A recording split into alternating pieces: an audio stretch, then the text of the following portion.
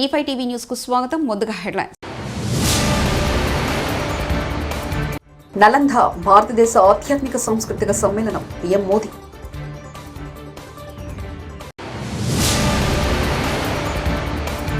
AP ఉప ముఖ్యమంత్రిగా బాధ్యతలు స్వీకరించిన పవన్ కళ్యాణ్.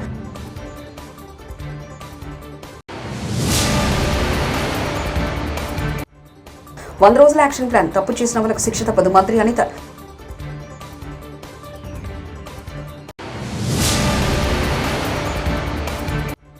వైఎస్ఆర్సీపీ అధినేత వైఎస్ జగన్ తమ క్యాంపు కార్యాలయంలో కలిసిన ముఖ్య నాయకులు.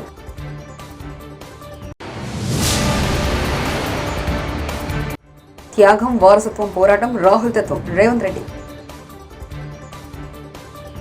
నలంద అంటే పేరు కాదని భారతదేశ ఆధ్యాత్మిక సాంస్కృతిక సమ్మేళనమని ప్రధాని నరేంద్ర మోదీ అభివర్ణించారు. బుధవారం రాజ్గిర్లో నలంద యూనివర్సిటీ కొత్త క్యాంపస్ను ఆయన ప్రారంభించారు. అనంతరం ప్రధాని మోదీ మాట్లాడుతూ అగ్ని కీలకల పుస్తకాలను కాల్చవచ్చు, కానీ జ్ఞానాన్ని మాత్రం కాదని ఆయన పేర్కొన్నారు. ఇదే సత్యాన్ని నలంద పునరుద్ఘాటిస్తుందని అన్నారు.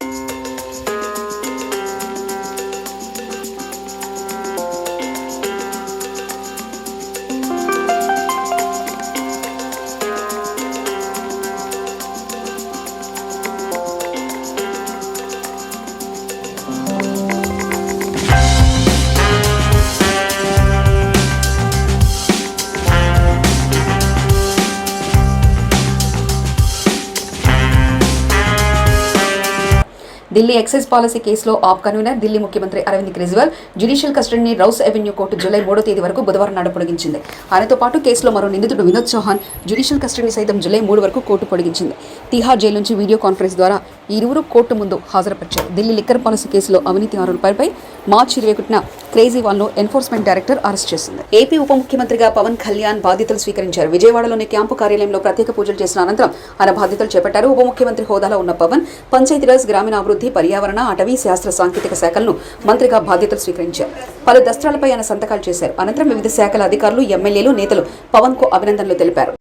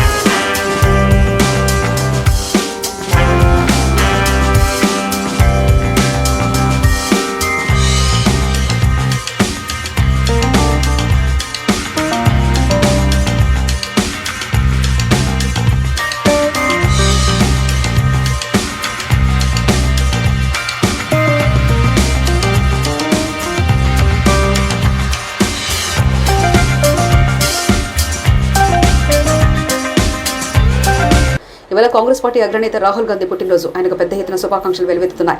ఎక్స్లో రాహుల్ గాంధీకి తెలంగాణ సీఎం రేవంత్ రెడ్డి పుట్టినరోజు శుభాకాంక్షలు తెలిపారు. అన్ని అసమానతలకు వ్యతిరేకంగా పోరాడడం అతని వ్యక్తిత్వం అని పేర్కొన్నారు. వెనుకబడిన వారికి అండగా ఉండాలనేది ఆయన దృక్పథం అన్నారు. త్యాగం, వారసత్వం, పోరాటం, ఆయన తెలివైన వాడని, భవిష్యత్తు కోసం భారతదేశ ఆకాంక్షలు నెరవేర్చే ఏకైక నాయకుడు రాహుల్ అని పేర్కొన్నారు. రాహుల్ గాంధీకి రేవంత్ హృదయపూర్వక జన్మదిన శుభాకాంక్షలు తెలిపారు. టీజీఐఐసి ఎండి విష్ణువర్ధన్ రెడ్డి గారు, మా సహచార మంత్రివర్యులు ఈ కార్యక్రమంలో మొదటి నుంచి చేదోడుగా వాదోడుగా ఉండి తెలంగాణ రాష్ట్రంలో ఉన్న గ్రామీణ ప్రాంతాలలో అదేవిధంగా పట్టణ ప్రాంతాలలో ఉన్న పేద మధ్యతరగతి కుటుంబాలకు సంబంధించిన కార్మికుల యొక్క పిల్లల్ని తీర్చిదిద్దాలన్న ఆలోచనతోటి మేము ఆలోచన చేసిందే తడువుగా కార్యరూపంలోకి దాల్చిన మంత్రివర్యులు దుద్దిల్ల శ్రీధర్ బాబు గారు, అదేవిధంగా financial and technical partner Tata సంస్థకు సంబంధించిన ప్రతినిధులు, అదేవిధంగా ఐటీఐకి సంబంధించిన విద్యార్థులు, వివిధ శాఖలకు సంబంధించిన అధికారులు, అదేవిధంగా భవన నిర్మాణ కార్మికులకు సంబంధించిన వాళ్ళ పిల్లలు విద్యార్థులందరూ కూడా ఈ కార్యక్రమంలో పాల్గొని ప్రభుత్వం ఒక మంచి ఆలోచనతోటి ఈ తెలంగాణ రాష్ట్రంలో ముఖ్యంగా తెలంగాణ ఉద్యమం, తెలంగాణ రాష్ట్ర సాధనలో విద్యార్థుల యొక్క నిరుద్యోగ సమస్య, ఉద్యోగ ఉపాధి అవకాశాలే ఆనాడు అత్యంత కీలక పాత్ర పోషించినాయి. ఆ యొక్క అవకాశాలు రాకపోవడం వల్ల విద్యార్థులలో నిగూఢమైన ఒక భావోద్వేగం పెనవేసుకుపోయి తెలంగాణ ఉద్యమ రూపంలో తెలంగాణ రాష్ట్రాన్ని సాధించినాయి. తెలంగాణ రాష్ట్రాన్ని సాధించిన యువకులకు, నిరుద్యోగులకు ఉద్యోగ ఉపాధి అవకాశాలు కల్పించడమే మా ప్రభుత్వం యొక్క లక్ష్యము, మా ప్రభుత్వం యొక్క లక్ష్యము. ఆ లక్ష్యంతోనే మా ప్రభుత్వం ఏర్పడిన వెంటనే ప్రజాపాలనలో భాగంగా రాష్ట్రం నలుమూలలో ఉన్న ప్రభుత్వ ఐటీఐలు అన్నిటిని కూడా వాటిని వివరాలు తెప్పించి ఈనాడు ఆ ఐటీఐలు నిరుపయోగంగా మారి విద్యార్థులు అందులో చేరకపోవడమే కాదు, అక్కడ నేర్పిస్తున్న ఏ నైపుణ్యం కూడా. ఏపీలో శాంతి భద్రతలకు విఘాతం కల్పించాలని చూస్తే సహించేది లేదని హోంమంత్రి వంగలపూడి అనిత హెచ్చరించారు. హోంమంత్రిగా సచివాలయంలో బుధవారం ఆ బాధ్యతలు స్వీకరించారు. అనంతరం మీడియాతో మాట్లాడుతూ 100 రోజుల యాక్షన్ ప్లాన్తో ముందుకెళ్లనున్నట్లు తెలిపారు. గంజాయి డ్రగ్స్ రవాణా తగ్గించడమే లక్ష్యంగా పనిచేస్తామన్నారు. పోలీసుల్లో గత ప్రభుత్వ ఆలోచనతో ఉన్నవారు పక్కకు తప్పుకోవాలని కోరారు. తప్పు చేసిన వారికి శిక్ష తప్పదని హెచ్చరించారు.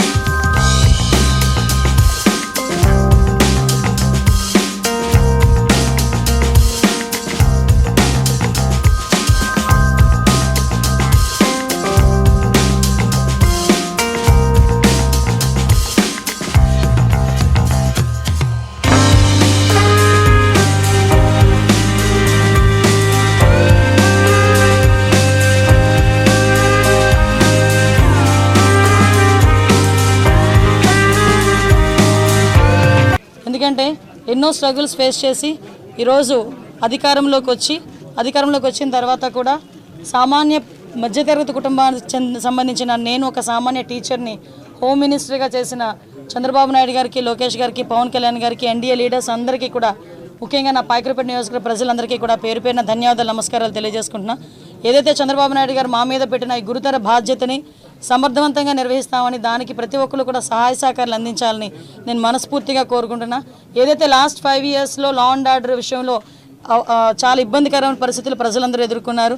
ముఖ్యంగా గంజాయి డ్రగ్స్ విషయంలోని కానీ, విచ్చలవిడిగా ఉన్న గంజాయి డ్రగ్స్ నిర్మూలించడం కానీ, అదేవిధంగా అమ్మాయిల మీద జరుగుతున్న అఘాయిత్యాల మీద ఉక్కుపాదం మోపడం కానీ, రాబోయే కాలంలో లా అండ్ ఆర్డర్ విషయంలో ఎక్కడా కూడా ఎటువంటి ఇబ్బంది లేకుండా ఆంధ్రప్రదేశ్ ప్రజలందరూ కూడా సుఖ సంతోషాలతో ఉండాలని మనస్ఫూర్తిగా కోరుకుంటూ, దానికి మేమందరం కూడా కృషి చేస్తాం. దానికి ప్రజలందరి దగ్గర నుంచి కూడా సహాయ సహకారాలు అందించాలని, మీడియా పరంగా మిమ్మల్ని అందరినీ కూడా సహాయ సహకారాలు అందించాలని మనస్ఫూర్తిగా కోరుకుంటున్నాను. ఓటింగ్ సంబంధించిన బడ్జెట్ రిలేటెడ్ మీద ఈరోజు పెట్టడం జరిగింది. ఫస్ట్ బడ్జెట్ రిలేటెడ్ పెట్టడం జరిగింది. ఇంకా మేము కూర్చోవాలి, ఒకసారి ఒక మీటింగ్ కూర్చోవాలి యాక్చువల్గా, ఎందుకంటే చాలా ఇష్యూస్ ఉన్నాయి. ఇప్పుడు దిశ పోలీస్ స్టేషన్ ఆల్రెడీ దిశ చట్టం ఏమీ లేకుండా దిశ పోలీస్ స్టేషన్స్ అనేది మార్చారు. ఆ దిశ పోలీస్ స్టేషన్ అనేది పేరు కూడా మార్చాలి. అట్ ద సేమ్ టైం చాలా ఇష్యూస్ ఉన్నాయి. పోలీస్ డిపార్ట్మెంట్ వాళ్ళు చాలా ఇబ్బందులు వాళ్ళు ఎదుర్కొంటున్నారు. డిపార్ట్మెంట్ వైజ్గా ఇబ్బందులు చాలా ఉన్నాయి వాళ్ళకి కూడా.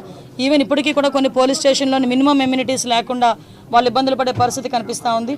అలాంటి విషయంలోని కానీ రాబోయే సిచ్యువేషన్స్లో ఇప్పుడు గాంజా డ్రగ్స్ విషయంలో ఏదైతే ఇనిషియేషన్ తీసుకున్నామో దాని మీద కూడా ఒక టాస్క్ ఫోర్స్ ఏర్పాటు చేసుకొని దాన్ని కూడా ముందుకు తీసుకెళ్లే కార్యక్రమంలో రేపు ఫర్దర్గా మేము కూడా ముందుకెళ్తాం. ముందులాగే మేము వ్యవహారం చేస్తాము, ఇంతకు ముందులాగే మేము బిహేవ్ చేస్తామంటే కనుక అటువంటి సిచ్యువేషన్స్లో నేను చార్జ్ తీసుకోక ముందే చెప్పాను పోలీస్ డిపార్ట్మెంట్ వాళ్ళకి, అటువంటి వాళ్ళు ఎవరైనా ఇంకా బ్లడ్ అలా నడుస్తూ ఉంది అనుకుంటే కనుక ప్లీజ్ మీరే పక్కకు తప్పుకుంటే పని చేసే వాళ్ళు వస్తారు. నేను ఈ రోజు ఏదో చంద్రబాబు నాయుడు గారికో పవన్ కళ్యాణ్ గారికో ఎన్డీఏ లీడర్స్కో మాకో పనిచేయమని చెప్పట్లే.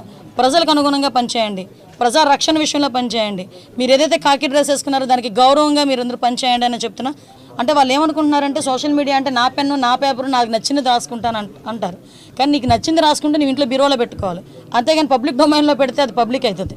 కాబట్టి అటువంటి విషయాలు కంపల్సరీ కోర్టు లాయర్ డిపార్ట్మెంట్ లీగల్గా కూడా దాని మీద నేను ఒకసారి చూసుకుంటాను, మాట్లాడతాను. నేను ఒకటి మాత్రం చెప్పగలండి, ఏదో అనుకోవచ్చు అనిత హోమ్ మినిస్ట్రీకి వచ్చింది అమ్మాయికి ఏం తెలుసు. నిజంగానే హోమ్ మినిస్ట్రీలో నాకు ఓనమాలంటే ఇప్పటికిప్పుడు నేర్చుకుంటున్నా, ఇంకా నేర్చుకుంటా. యాజ్ పర్ లానే వెళ్తాం, ఎక్కడ కూడా డీవియేషన్ అనేది ఉండదు. ఎవరైతే తప్పు చేశారో తప్పు చేసిన వాళ్ళకి ఎట్టి పరిస్థితుల్లోనే శిక్ష మాత్రం పడుద్ది. అందులో ఎప్పుడో మేము చాలా రోజులైపోయింది మా మీద కేసులు పెట్టేసి మేము బెయిల్స్ మీద బయటకు వచ్చేసాం అనడానికి కూడా లేదు. ఆల్రెడీ బెయిల్ మీద బయటకు వెళ్ళిపోయిన వాళ్ళని కూడా తీసుకొచ్చి మళ్ళీ కేసులు ఓపెన్ చేసే పరిస్థితులు కూడా చాలా ఉన్నాయి వాళ్ళు అదే రకంగా ఉంటే కనుక. సో అలాంటి సిచ్యువేషన్స్లో ఎక్కడ కూడా లా అండ్ ఆర్డర్ విషయంలో కాంప్రమైజ్ అయ్యే ప్రసక్తే లేదు. ఒకటైతే క్లియర్, ఈ 100 days ప్లాన్లో కంపల్సరీగా గంజాయి డ్రగ్స్ రవాణా అన్నది మ్యాక్సిమం తగ్గిస్తాం. ఎందుకు కేసులు ఎత్తాలి, దేనికి కేసులు ఎత్తాలి? ఈరోజు తెలుగుదేశం పార్టీ ఆఫీస్ మీద దాడి జరిగింది.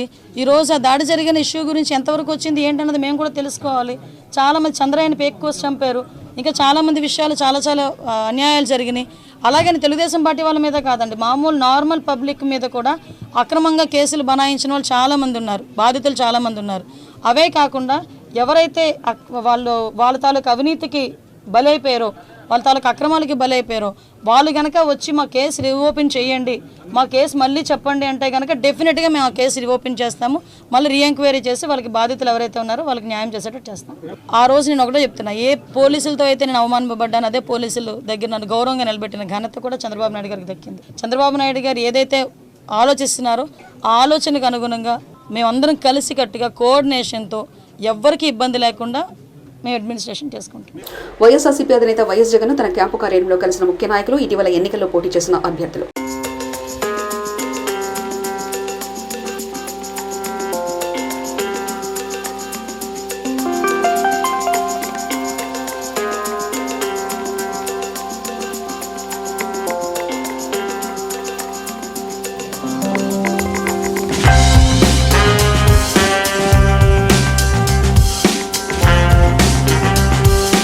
ఆచార్య నాగార్జున యూనివర్సిటీ వీసీ రాజశేఖర్ని రాజధాని రైతులు, విద్యార్థులు పలు ప్రశ్నలతో ఉక్కిరిబిక్కి చేశారు.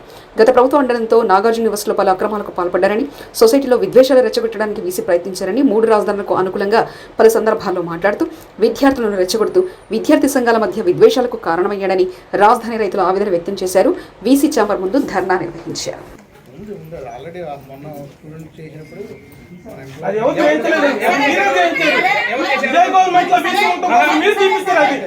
మీరే తీపిచ్చారు. వైఎస్ రాజశేఖర బొమ్మను మీరే తీయించారు. ఎక్కడ ఎన్టీఆర్ బొమ్మ పెట్టాల్సి వచ్చిందని మీరు తీపిచ్చారు. ఆ బొమ్మని సార్ లోపం చిన్నది కాదు, మేము చిన్నపిల్లలు కాదు. అంబేద్కర్ బొమ్మ ఉందండి, గాంధీ గారి బొమ్మ ఉందా? నాయకుల బొమ్మలు ఉన్నాయండి, కావాలని పెట్టిన బొమ్మలు అనమాట. ఎక్కడ ఎన్టీఆర్ బొమ్మ పెట్టాల్సి వచ్చిందని చేసేది అంతా. నంబూరు గ్రామానికి సంబంధం లేదు కదా, మీకేం సంబంధం లేదు. మీరు ఏదైనా వచ్చి ఏసీ అంతే కదా. నంబూరు గ్రామంలో ఎవరు పార్టీ వాళ్ళు చేసుకుంటారు కదా, మీకేందో అటెండ్ ఉద్యోగం లేదా టెంపరీ ఉద్యోగం చేసుకుంటారు అనుకోండి. అతను మీకు పని చేస్తున్నారు అంతవరకు మీరు చూసుకోండి. టెంపరీకి అతను వచ్చి టీడీపీ జెండా పట్టుకున్నాడు, వచ్చి మీకేం సంబంధం? మీరు ఎందుకు 100 పేర్లు ఇస్తున్నారు పొద్దున తీసుకొస్తారు పర్మిషన్ ఇస్తే. నలంద భారతదేశ ఆధ్యాత్మిక సాంస్కృతిక సమ్మేళనం, పీఎం మోదీ.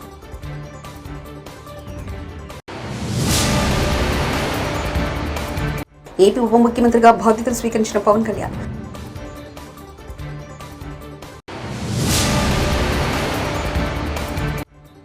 100 రోజుల యాక్షన్ ప్లాన్, తప్పు చేసిన వాళ్ళకు శిక్ష తప్పదు. మంత్రి అనిత.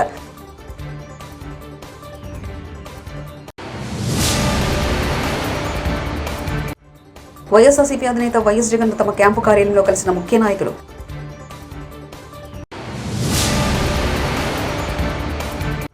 త్యాగం, వారసత్వం, పోరాటం, రాహుల్ తత్వం, రేవంత్ రెడ్డి. ఇవి బులెటిన్ విశేషాలు. చూస్తూనే ఉండండి E5 టీవీ న్యూస్.